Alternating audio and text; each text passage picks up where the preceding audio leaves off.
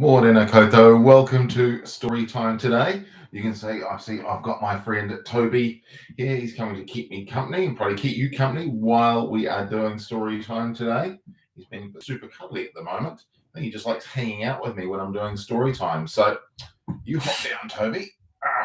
Make sure he doesn't scratch me. You can hop down there. He'll probably just hop up and wave his tail in front of the camera. There we go, just like that. But today's story, we are reading What If Everybody Did That? And this is a really interesting story. So we'll start off. Let's have a look here. When we went to the zoo, I fed just a little of my popcorn to the bear. The zookeeper waved his broom and said, "What if everybody did that?" And if you look closely, look at the bears with getting all of their food. Don't know if that would work out too well for the bears. I just wanted to see how fast the grocery cart would go at the supermarket. It went faster than expected. When the manager stopped me, she said, "What if everybody did that?" It's a little bit chaotic.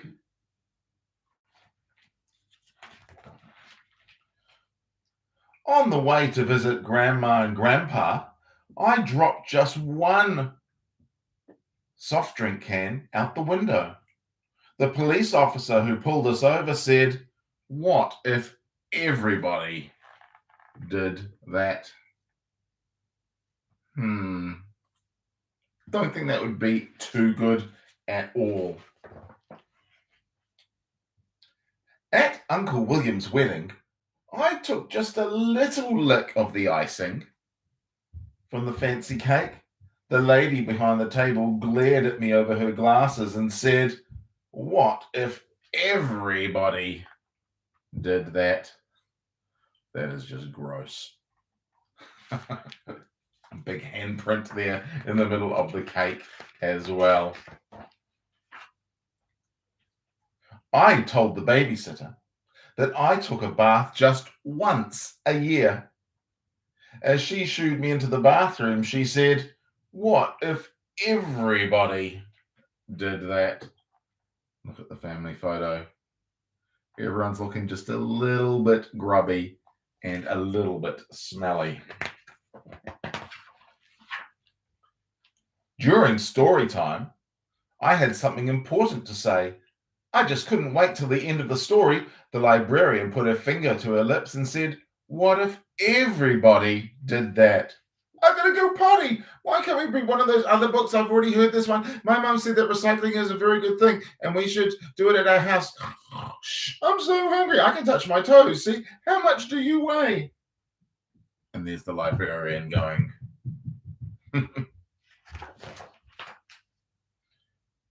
While we sat in the car waiting for Dad, I honked the horn. I just honked a few times, but Mr. Thompson came to his door and he shook his head and said, "What if everybody did that?" I think we can kind of imagine it would be pretty noisy. At the swimming pool, I splashed a little. The lifeguard blew his whistle and said, "What if everybody did that?" Not too much water left in the pool.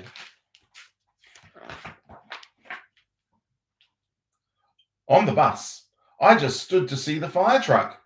Mr. Gearshift, the driver, glared at me in the rearview mirror and said, "What if everybody did that?" If everybody moved to the side of the bus, could be a little bit of a disaster. Just once, I didn't hang my coat on the rack at school. Miss Sanders made me pick it up and said, "What if everybody did that?" Bit of a mess. At break time, I threw just one snowball at Sammy. Mr. Walters saw me. When he sent me to stand by the wall, he said, "What if everyone did that?"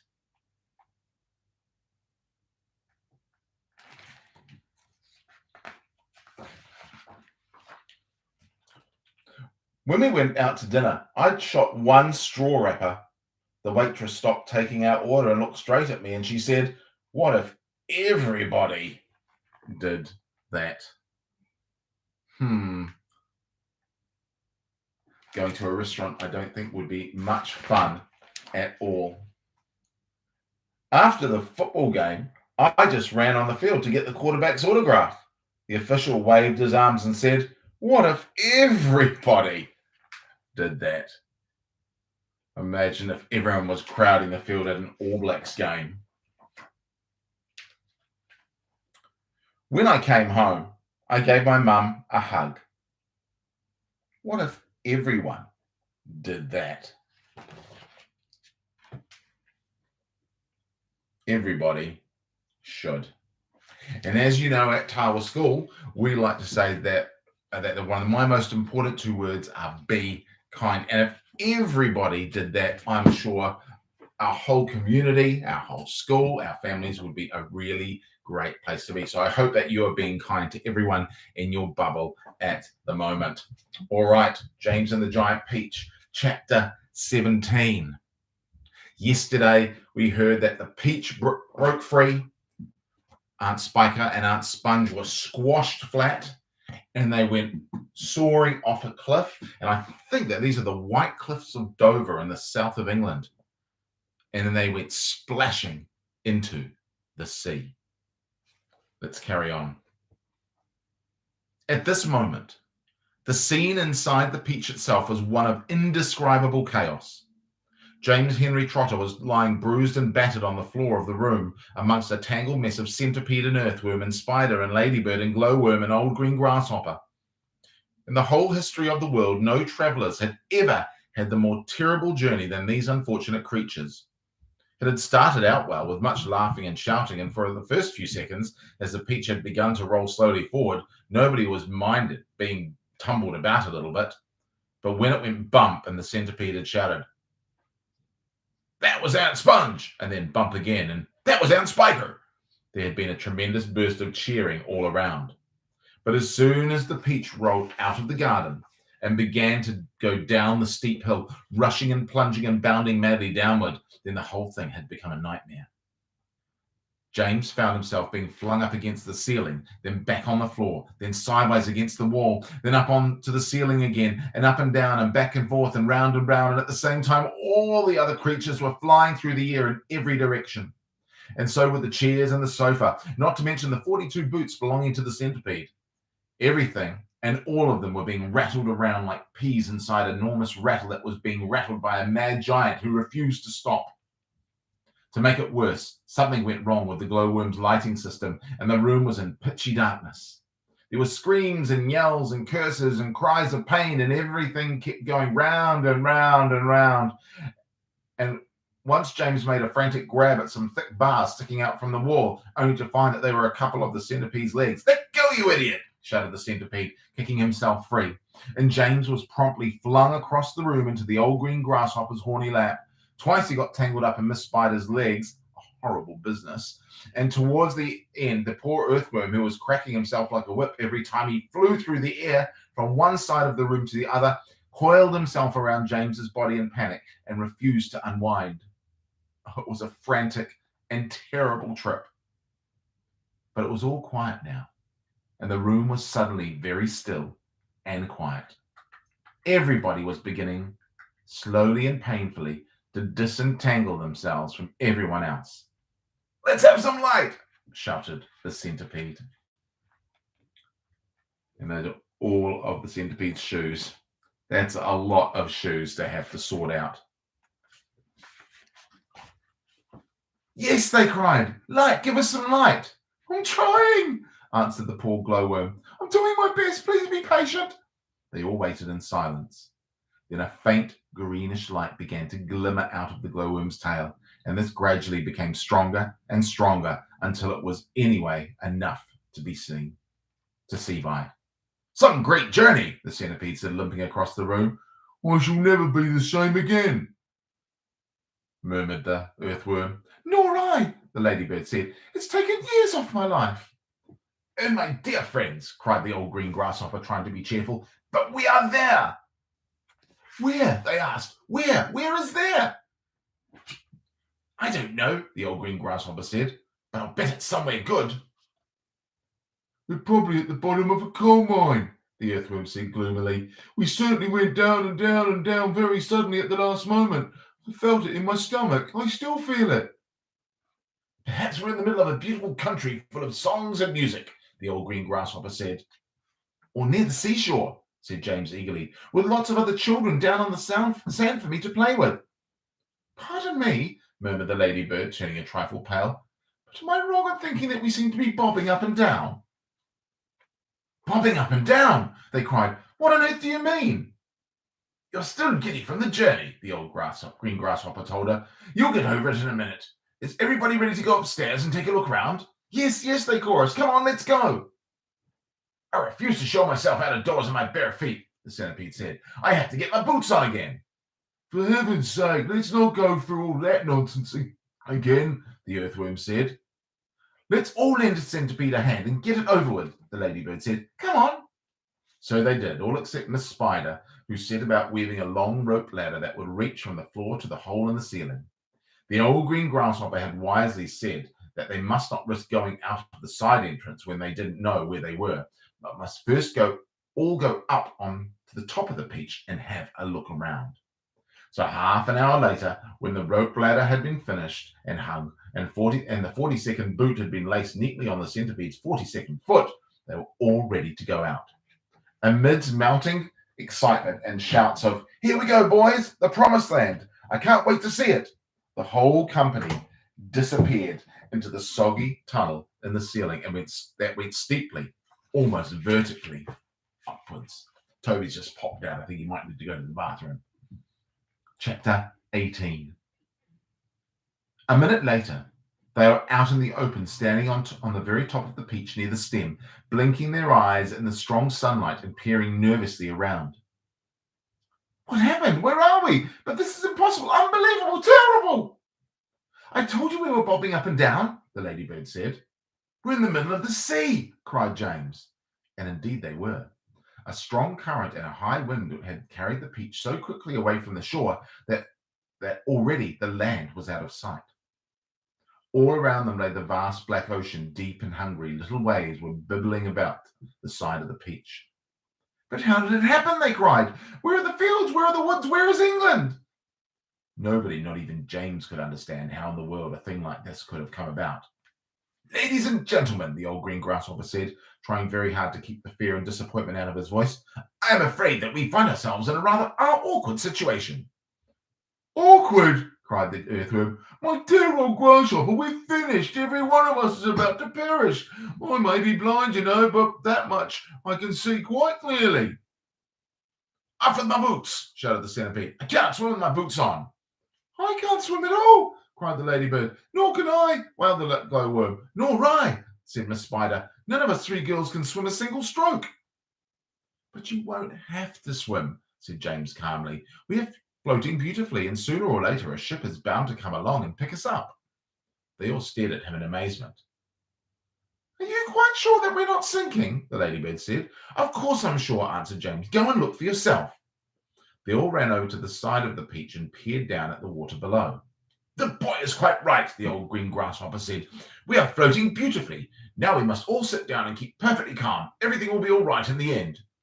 What absolute nonsense, cried the earthworm. Nothing is ever all right in the end, and well, you know it. Poor earthworm, the ladybird said, whispering in James's ear. He loves to make everything into a disaster. He hates to be happy. He is only happy when he is gloomy. Now, wasn't that odd? But then, I suppose that being an earthworm is enough to make a person pretty gloomy, don't you think? If this peach is not going to sink, the earthworm was saying, and if we're not going to be drowned, and every one of us is going to starve to death instead. Do you realise that we haven't had a thing to eat since yesterday morning? By golly, he's right, cried the centipede. For once, the earthworm is right. Of course I'm right, the earthworm said. And we're not likely to find anything round here either. We shall get thinner and thinner, and thirstier, we shall all die a slow and grisly death from starvation. I'm already dying. I'm slowly shriveling up for want of food. Personally, I would rather drown. But good heavens, you must be blind, said James. You know very well I'm blind, snapped the Earthworm. You don't need to rub it in. I didn't mean that, said James quickly. I'm sorry, but can't you see that? See, shouted the poor Earthworm. How can I see if I'm blind? James took a deep, slow breath.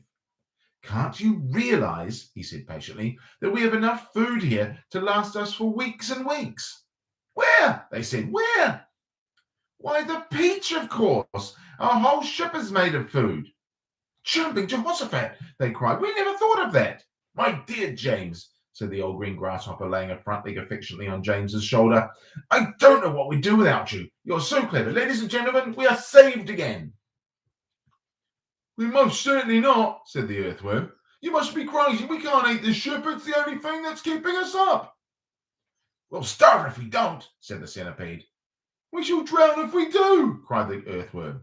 Oh dear, said the old green grasshopper. Now we're worse off than before. Couldn't we eat just a little bit of it? Said Miss Spider. I'm so dreadfully hungry. You can eat all you want, James answered. It would take us weeks and weeks to make any sort of dent in this enormous peach. Surely you can see that. Good heavens, he's right again, cried the old green grasshopper, clapping his hands. It would take weeks and weeks, of course it would, but let's not go making a lot of holes all over the deck. I think we'd better simply scoop it out of the tunnel over there, the one that we've come up by. An excellent idea, said the ladybird. What are you looking so worried about, Earthworm? The centipede said. What's the problem? The problem is, the Earthworm said, the problem is that there is no problem. Everyone burst out laughing. Cheer up, Earthworm, they said. Come and eat. And they all went over to the tunnel entrance and began scooping out great chunks of juicy, golden-coloured peach flesh. Oh, marvellous, said the centipede, stuffing it into his mouth. Delicious, said the old green grasshopper. Just fabulous, said the glowworm. Oh, my, said the ladybird primly. What a heavenly taste. She looked up at James and she smiled, and James smiled back at her. They sat down on the deck together, and both of them chewing away happily. You know, James, the ladybird said, up until this moment, I've never in my life tasted anything except those tiny little green flies that live on rose bushes. They have a perfectly delightful flavour, but this peach is even better. It's glorious, Miss Spider said, coming over to join them. Personally, I always thought that a big juicy caught in the web bluebottle was the finest dinner in the world, until I tasted this. What a flavour, the centipede cried. It's terrific. There's nothing like it. There never has been. And I should know because I personally have tasted all the finest foods in the world. Whereupon the centipede, with his mouth full of peach and with juice running down his chin, suddenly burst into song. I've eaten many strange and scrumptious dishes in my time, like jelly nuts and dandyprats and earwigs cooked in slime. In mice with rice, they're really nice when roasted in the prime, but don't forget to sprinkle them with just a pinch of grime. I've eaten fresh mud burgers by the greatest cooks there are, and heavenly dregs and stick-bug eggs, and hornets stewed in tar, and pails of snails and lizard tails, and beetles by the jar. A beetle is improved by just a splash of vinegar. I've eaten boiled slabbages, they're ground when served beside, then bugs and curried slugs, and have you ever tried mosquitoes' toes and wumpfish roes, and most delicately fried? The only trouble is they disagree with my inside. I'm mad for crispy wasp things on a piece of buttered toast, a pickled spines of porcupines, and then a gorgeous roast of dragon's flesh, well hung, not fresh. It costs £1 at most, and comes to you in barrels if you order by the post. I crave the tasty tentacles of octopi for tea. I love hot dogs, I love hot frogs, and surely you'll agree. A plate of soil with engine's oil, a super recipe. I hardly need to mention that it's practically free. For dinner on my holidays, shall I tell you what I want? Joe's hot noodles from Poodles on a slice of garden hose, and a rather smelly jelly made of armadillo toes. The jelly is delicious, but you have to hold your nose. Now come, the centipede declared, the burden of my speech. These foods are rare beyond compare, some are right out of reach. But there's no doubt I'd rather go without a million plates of each for one small mite, one tiny bite of this fantastic peach. Everybody was feeling happy now. The sun was shining brightly, and out of the soft blue sky, and the day was calm. The giant peach, with the sunlight glinting on its side, was like a massive golden ball sailing upon a silver sea. We'll carry on with chapter 19 tomorrow and see what happens next. Hey, it was so cool yesterday to have Sunshine Team joining me for a Google Meet. It was all a bit crazy, but it was great to see a whole bunch of people. Now the Sunshine Team one is on at 2:30 today. That link has been was sent out the other day, so you can jump into that. It'd be great to see you all there. So hey, have a great day. Make sure that you're being kind to everyone in your bubble. Make sure you get a little bit of work done, get outside, have a play. And for Sunshine Team, we'll catch up with you guys this afternoon at 2:30. Hey, we'll catch you tomorrow. Ka kite anō.